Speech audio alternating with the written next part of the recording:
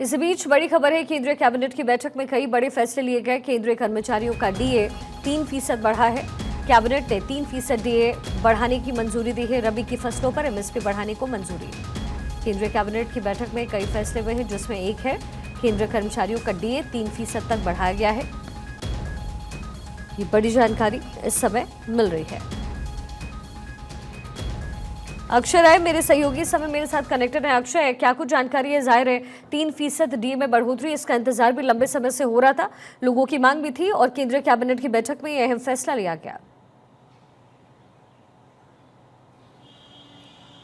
और देखिए शिखा, काफ़ी बड़ी खबर है और सोर्सेस के हवाले से जो खबर आ रही है, क्योंकि अभी कुछ देर बाद अश्विनी वैष्णव मीडिया को संबोधित करने जा रहे हैं। कैबिनेट के डिसीजंस का जो फैसला हुआ है वो लोगों को से शेयर करेंगे। लेकिन खबर आ रही है कि 3% केंद्रीय कर्मचारियों के डीए को बढ़ा दिया गया है। इससे लगभग 50 लाख से ज़्यादा जो केंद्रीय कर्मचारी हैं उनको फ़ायदा मिलेगा। 65 लाख से ज़्यादा पेंशनर्स हैं, उनको भी लाभ मिलने जा रहा है। और लगभग अगर देखा जाए तो 1500 के आसपास उनके सैलरी में इजाफा हो जाएगा।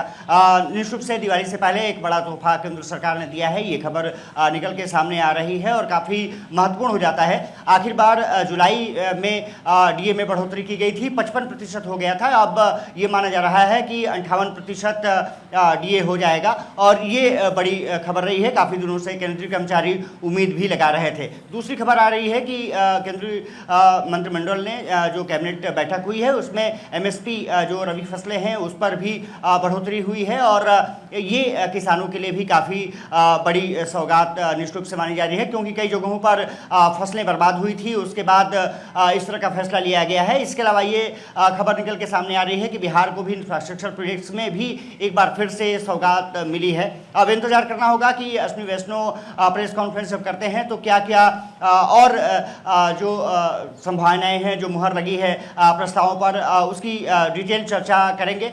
लेकिन कह सकते हैं कि आज का दिन केंद्रीय कर्मचारियों के नाम रहा है। ये अभी तक जो खबरें निकल के सामने आई हैं उसमें देखा जा सकता है। इसके अलावा किसानों को भी बड़ा तोहफा मिलता हुआ नजर आया है।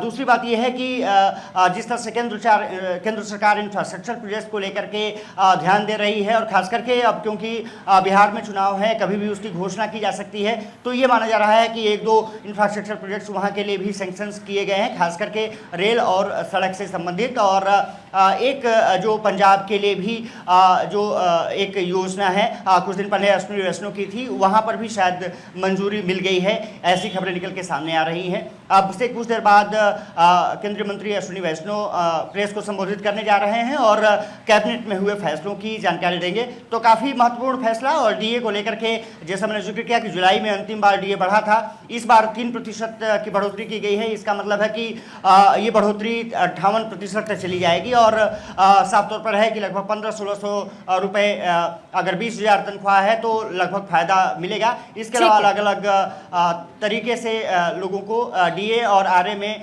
जो बढ़ोतरी होती है उसका फ़ायदा मिलता है। जी चलिए, ठीक है अक्षय, बहुत शुक्रिया पूरी जानकारी के लिए।